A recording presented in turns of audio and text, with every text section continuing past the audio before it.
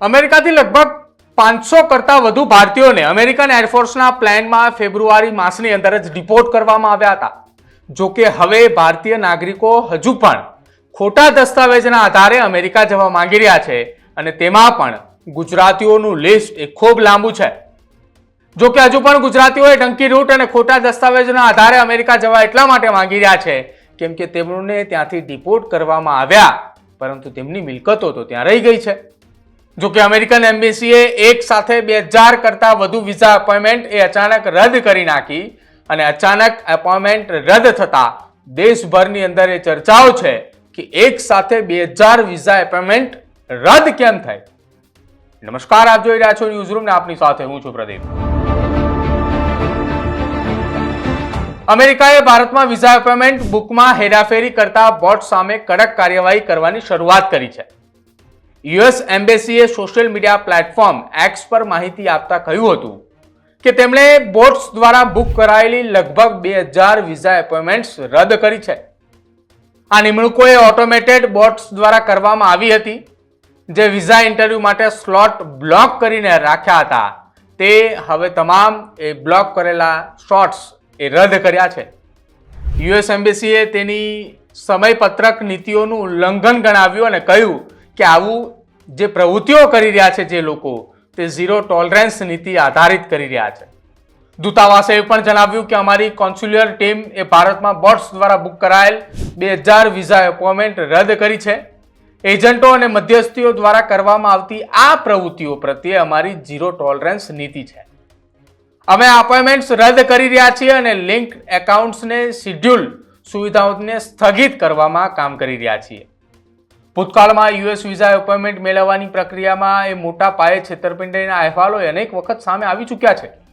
જો કે સામાન્ય નાગરિક માટે સમયસર એપોઇન્ટમેન્ટ મેળવવી એ ખૂબ જ મુશ્કેલ છે, જ્યારે એજન્ટોને મોટી રકમ ચૂકવીને વહેલી તારીખ મેળવી શકે છે.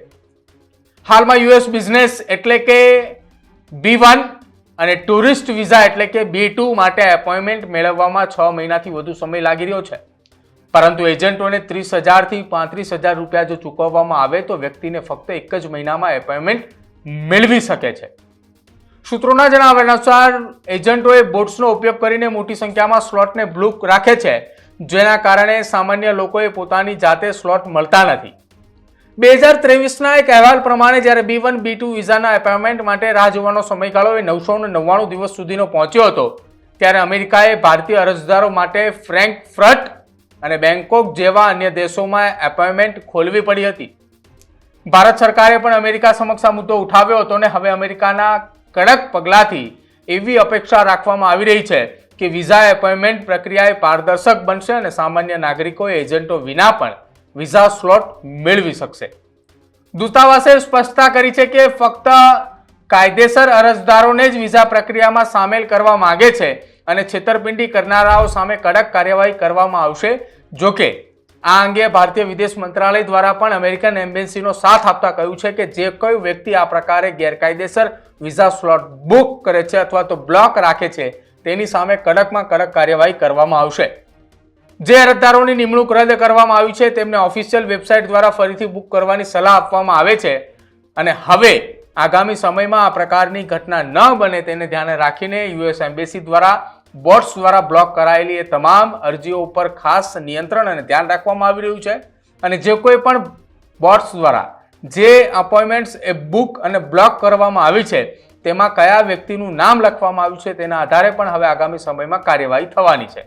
એટલે કે જો તમે અમેરિકા જવા માટે ગેરકાયદેસર રીતે આ પ્રકારની અપોઇન્ટમેન્ટ લો છો કે જેમાં તમે એજન્ટ્સ અથવા મીડિયેટરને તમે 30,000 થી 35,000 રૂપિયા આપીને તમારી અપોઇન્ટમેન્ટ તમે તેમની પાસેથી લો છો અને એક મહિનાની અંદર તમારો જો વારો આવે છે તો કદાચ અમેરિકન એમ્બેસી દ્વારા પણ આ વાત ઉપર ધ્યાન રાખવામાં આવી રહ્યું છે, નજર રાખવામાં આવી રહી છે, જેના કારણે આગામી સમયની અંદર તમારું વિદેશ જવાનું સ્વપ્ન પણ રોળાઈ જશે.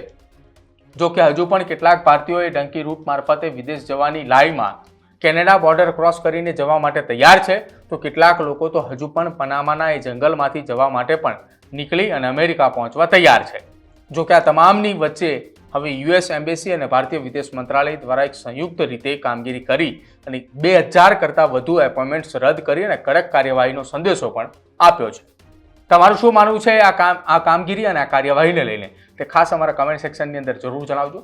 અને જો તમે અમેરિકાની અંદર વસવાટ કરી રહ્યા છો અને ત્યાંની પરિસ્થિતિથી વાકેફ છો તો અમેરિકાની અંદર હાલ કયા પ્રકારના નિર્ણયો ટ્રમ્પ સરકાર દ્વારા લેવામાં આવી રહ્યા છે કે જેના કારણે ખાસ ગુજરાતીઓ અને ભારતીય નાગરિકોને હેરાનગતિ અથવા તો પરેશાની થતી હોય તો જરૂરથી અમારા કમેન્ટ સેક્શનની અંદર જણાવજો. અહેવાલ પણ અમે પ્રકાશિત કરીશું. જોતા રહેજો ન્યૂઝરૂમ. નમસ્કાર.